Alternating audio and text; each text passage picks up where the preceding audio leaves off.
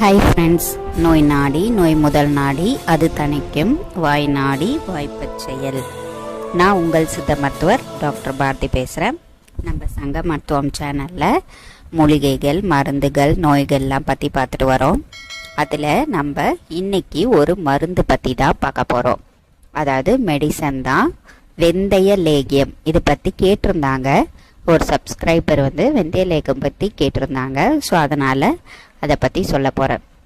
இந்த வெந்தய லேகியம் ஃபார்மாயூஷில் தான் இருக்குது. ஆனால் அது ரேர் தான், கிடைக்கிறது ரொம்ப கஷ்டம்.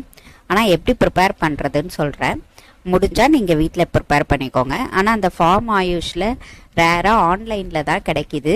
அப்படி கிடைச்சிச்சின்னா அதில் வாங்கிக்கோங்க. இல்லாட்டினா ஈஸியாக தான் இருக்கும் அது ப்ரிப்பேர் பண்ணுறதுக்கு. அதனால் நம்ம வீட்டிலேயும் ப்ரிப்பேர் பண்ணிக்கலாம். இதை எப்படி செய்யறது இந்த வெந்தய லேகியம் அப்படின்னு சொல்லி பார்த்தீங்கன்னா, ஃபஸ்ட்டு வெந்தயத்தை 6 to 8 hours, அதாவது 6லேருந்து 8 மணி நேரம் ஊற வைக்கணும். நைட்டு நீங்கள் ஊற வச்சிடலாம். நைட்டு ஃபுல்லாகவே ஊற வச்சிட்டிங்கன்னா காலையில் ஏஞ்சி அதை நல்லா மிக்சியில் போட்டு அரைச்சிடலாம். அது கூட உங்களுக்கு தேவைப்பட்டுச்சுன்னா, ஆனால் அது போட்டால் நல்லாயிருக்கும். இப்போ சொல்கிற இன்க்ரீடியண்ட்லாம் அந்த வெந்தயத்தை கூட போட்டிங்கன்னா இன்னும் நல்லாவே இருக்கும். இஞ்சி இல்லைன்னா சுக்கு, இது ரெண்டுத்தில் ஏதாவது ஒன்று, மிளகு, ஜீரகம், மஞ்சத்தூள், ஏலக்காய், கொத்தமல்லி விதை, இதெல்லாம் ஆப்ஷனல் தான். ஆனால் மிளகு, ஜீரகம், இஞ்சி இல்லைன்னா சுக்கு, இது மட்டும் கன்ஃபார்மாக போட்டுக்கிட்டீங்க அப்படின்னா உங்களுக்கு அந்த டைஜஷன் ப்ராப்ளம்லாம் சரி பண்ணுறதுக்கு ஒரு நல்ல இதுவாக இருக்கும். ஸோ அதனால் இதை மட்டும் யூஸ் பண்ணிக்கோங்க. மஞ்சத்தூள் வச்சுருப்பீங்க, அது சும்மா ஒரு சிட்டிகை போட்டுக்க போகிறீங்க. மீதி லேகியத்துக்கு நம்ம வெல்லம், நெய் சேர்ப்போம். சில பேர் தேங்காய் பால் சேர்த்தும் செய்கிறாங்க. அப்படி இல்லைன்னா வெறும் வெல்லம், நெய் மட்டும் கூட நீங்கள் சேர்த்துக்கலாம்.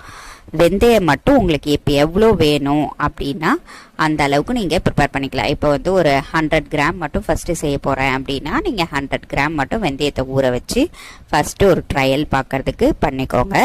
அது கூட இந்த சுக்கு, மிளகு, ஜீரகம் அப்படின்னா இப்போ 100 கிராம் அப்படின்னா இது எல்லாமே 10 கிராம்ஸே போதும். அது கூட தேன், வெல்லம், தேன் சேர்க்கறத விட வெல்லம், நாட்டு சர்க்கரை சேர்த்துக்கோங்க. நெய் சும்மா ஒரு 2 ஸ்பூன், 100 கிராமுக்கு 2 ஸ்பூன் போட்டால் போதும். வெல்லம் நீங்கள் கிண்ட லேகிய பதமாக வரணும். அதை மாதிரி நீங்கள் வெல்லம் சேர்த்து கிண்டிக்கலாம். உங்களுக்கு ரொம்ப அதிகமாக வெல்லம் வேணும் அப்படின்னா அந்த மாதிரி போட்டுக்கலாம். ஏன்னா கசப்பு சுவை இருக்கும் வெந்தயத்தில். ஸோ அதனால் வெல்லம் சேர்த்துக்கலாம். நாட்டு சர்க்கரையாக சேர்த்துக்கிட்டிங்கனாலும் ஓகே, இல்லை பனை வெல்லம் சேர்த்துக்கிட்டாலும் நல்லது தான். சுகர் பேஷண்ட்டும் பனை வெல்லம் சாப்பிடலாம். ரொம்ப அதிகமாக சேர்க்காம, சுகர் இருக்குது அப்படின்னா நீங்கள் வெல்லம் கொஞ்சம் கம்மியாக சேர்த்துக்கிறது ஓகேவா இருக்கும் உங்களுக்கு. தேங்காய் பால் இல்லை, அப்படி தேங்காய் பால் போட்டு செஞ்சிங்கன்னா உங்களுக்கு சீக்கிரம் கெட்டுடும். ஸோ அதனால் நார்மலாக தண்ணி, இந்த வெல்லம், நெய் இந்த மாதிரியே போட்டு செஞ்சிங்கன்னா உங்களுக்கு கொஞ்ச நாள் நீங்கள் ப்ரிசர்வ் வச்சிருந்து சாப்பிடலாம். ஸோ அதனால் இப்படி செஞ்சுக்கலாம். நீங்கள் செஞ்சு லேகிய பதம்னா எப்படி இருக்கணும் உங்களுக்கு தெரியும்ல. அந்த தொட்டா ஒரு மாதிரி உருண்டி பார்த்தோம்னா லேகியம் பதம் கரெக்டாக வரணும். அந்த மாதிரி வர வரைக்கும் கிண்டிட்டு எடுத்து ஆற வச்சு நீங்கள் ஸ்டோர் பண்ணி வச்சுக்கலாம். ஒரு கண்ணாடி பாட்டிலில் தான் வைக்கணும். மீதி பாட்டிலெல்லாம் வச்சிங்கன்னா சரி வராது. அந்த மாதிரி வச்சு நம்ம யூஸ் பண்ணிக்கலாம். ஒரு 100 கிராம்ஸ் மட்டும் செஞ்சுட்டு உங்களுக்கு எப்படி இருக்கு அப்படின்னு பார்த்துட்டு ஓகேவா இருக்கு அப்படின்னா நீங்கள் இந்த மாதிரி பண்ணிக்கலாம். வெறும் சுக்கு, மிளகு, ஜீரகம், மஞ்சத்தூள் தான் போட போகிறீங்க. அது கூட இந்த வெல்லமும் நெய்யும் சேர்த்து பண்ண போகிறீங்க. நெய் 2 ஸ்பூன் போதும். 100 கிராம்ஸுக்கு எல்லாமே ஒரு 10 கிராம்ஸ் போட்டால் போதும். மஞ்சத்தூள் சும்மா ஒரு சிட்டிகை போட்டால் போதும். அந்த மாதிரி போட்டுக்கலாம், போட்டு செஞ்சுக்கலாம். எல்லாத்தையுமே வறுத்து செஞ்சிங்கன்னா இன்னும் நல்லாயிருக்கும். வெந்தயம் மட்டும் ஊற வச்சு அப்படியே அரைச்சிக்கோங்க. மீதி சுக்கா இருக்கட்டும், இஞ்சி அப்படியே பண்ணிக்கலாம். சுக்கு, மிளகு, ஜீரகம்னா லைட்டாக ஒரு வறுத்துட்டு அதுக்கப்புறமா நீங்கள் அதை அரைச்சி லேகிய பதமாக அரைச்சி இருந்தபோது ரொம்ப குறைன்னு இருக்கும். அதனால ஜலிச்சிடுங்க. எல்லாத்தையுமே அரைச்சி ஜலிச்சு அதுக்கப்புறம் எடுத்துங்க. வெந்தயம் நீங்கள் ஈரமாக இருக்கிறதுனால, ஊற வச்சதுனால அதை ஜலிக்க முடியாது. அதை நீங்கள் நல்லாவே அரைச்சிங்கனாலே நல்லாவே அது உங்களுக்கு குழன்னு ஆகிடும். அது கூட இதெல்லாம் போட்டு நீங்கள் லேகியம் மாதிரி கிண்டி எடுத்துக்கலாம். இது எவ்வளோ சாப்பிடணும் அப்படின்னா 1லேருந்து 1.5 கிராம் அளவுக்கு தான் சாப்பிட்ணும். அதுக்கு மேலே சாப்பிடக்கூடாது. ஒரு நாளைக்கு ஒரு வேளை தான் சாப்பிடணும். காலையில் வெறும் வயிற்றில் சாப்பிட்டா போதுமானது. எது எதுக்கெல்லாம் சாப்பிடலாம் இந்த வெந்தய லேகியம் அப்படின்னு பார்த்தீங்கன்னா, நம்ம சில பேருக்கு ரொம்ப ஹீட் அதிகமாக இருக்கும், பித்தம் ரொம்ப ஜாஸ்தியாக இருக்கும் அப்படின்னு சொல்லிட்டு சொல்லுவோம். ஸோ அந்த மாதிரி பித்தம் ஜாஸ்தியாக இருக்கிறவங்க, ஹீட் எந்த நேரமும் ஹீட் பாடி ஹீட்டாகவே இருந்துக்கிட்டே இருக்கும் அப்படின்றவங்க இதை சாப்பிட்டிங்கன்னா உங்களுக்கு நல்லா பாடி மெயின்டைன் ஆகும். அதாவது ஹீட் நல்லாவே ரெடியூஸ் ஆகும். சில பேருக்கு ஹீட் இருக்கிறதுனால, அதுவும் இந்த வெய்ய நாளெல்லாம் அடிக்கடி வயிறு வலி வரும், பீரியட்ஸ் ப்ராப்ளம், டைஜஸ்டிவ் ப்ராப்ளம், அதாவது மாதவிடாய் கோளாறு பிரச்சனை, அதுக்கப்புறம் செரிமான பிரச்சனை, ஹீட் அதிகமாக இருக்கிறதுனால சும்மா லைட்டாக ஏதாவது கொஞ்சம் காரம் சாப்பிட்டாலும் சரி, இல்லாட்டினா வேறு ஏதாவது நான்வெஜ் சாப்பிடும்போதும் அவங்களுக்கு ஹீட் ஓவராக இருந்து வயிறு வலிக்க ஆரம்பிக்கும். ஸோ அவங்கெல்லாம் இந்த வெந்தய லேகியம் எடுத்துக்கலாம்.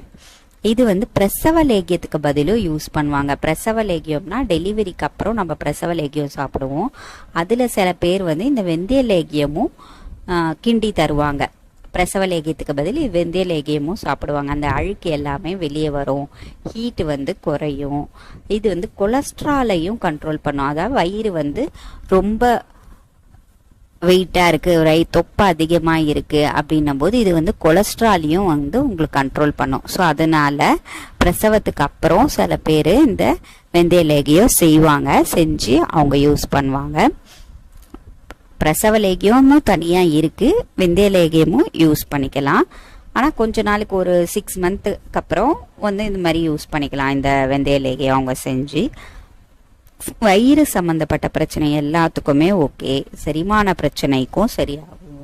அதே மாதிரி கொலஸ்ட்ராலும், இப்போ கொழுப்பு அதிகமாக இருக்குது, வயிறு ரொம்ப அப்படியே இந்த சதை தொங்குது அப்படின்னும் போதும் நம்மளுக்கு அந்த கொலஸ்ட்ராலும் குறையிறதுனால பிபியும் கண்ட்ரோல் ஆகும், சுகரும் கண்ட்ரோல் ஆகும். வெந்தயத்துக்கு நேச்சுரலாகவே சுகரை மெயின்டைன் பண்ணுற தன்மை இருக்குது. ஸோ அதனால் சுகரும் உங்களுக்கு மெயின்டைன் ஆகும். ஜென்ரலாகவே இது ஒரு இம்யூனிட்டி. வெந்தயம் நம்மளுக்கு ஒரு இம்யூனிட்டி தான் இது, அதாவது நோய் எதிர்ப்பு சக்தியை உண்டு பண்ணும். ஸோ அதனால் இதை நம்ம சாப்பிட்டுக்கலாம். அதுவும் இந்த பித்தம் அதிகமாக இருக்கவங்க, ஹீட் பாடியாக இருக்கிறவங்க எடுத்துக்கிட்டாங்கன்னா ரொம்ப ரொம்ப நல்லது. ஆனால் வெளியில் வாங்குறதுனா ஃபார்ம் ஆயுஷ் மட்டும்தான் இருக்குது. அந்த பிராண்டு கிடைக்கிறதும் கஷ்டம். நீங்கள் ஆன்லைனில் சர்ச் பண்ணி பார்த்தீங்கன்னா அந்த பிராண்ட் கிடைச்சிச்சுன்னா வாங்கிக்கோங்க. இல்லாட்டினா வீட்டிலே ஊற வச்சு இப்படி நீங்கள் செஞ்சுக்கலாம். சிம்பிளான இது தான், அதனால் வீட்டிலே நீங்கள் செஞ்சுக்கலாம். ஆனால் அந்த லேகிய பதம் வர வரைக்கும் சிம்மிலே வச்சு செய்யணும். இல்லாட்டினா ரொம்ப கருகிடுச்சுனாலும் பிரச்சனை ஆகிடும். ஸோ அதனால் சிம்மில் வச்சு அப்படியே செஞ்சு அந்த லேகிய பதம் வர வரைக்கும் கிண்டிக்கிட்டே இருந்தீங்கன்னா அந்த பதம் வந்துருச்சுன்னா கரெக்டாக இருக்கும். நிறைய செஞ்சால் தான் உங்களுக்கு வீணாயிடும். 100 கிராம்ஸ் அளவுக்கு செஞ்சீங்கன்னா அது ஒரு 10 டேஸ்க்கே உங்களுக்கு காலி ஆகிடும். ஸோ அந்த மாதிரி நீங்கள் செஞ்சுக்கலாம். அடிக்கடி ஒரு தடவை செஞ்சிட்டிங்கன்னா கூட அப்புறம் செய்யும் போது உங்களுக்கு ஈஸியாக இருக்கும். இதே மாதிரி பல வீடியோக்களை பற்றி பார்க்கறதுக்கு நம்ம சங்க மருத்துவம் சேனலை சப்ஸ்கிரைப் பண்ணுங்கள், லைக் பண்ணுங்கள், ஷேர் பண்ணுங்கள், கமெண்ட் பண்ணுங்கள்.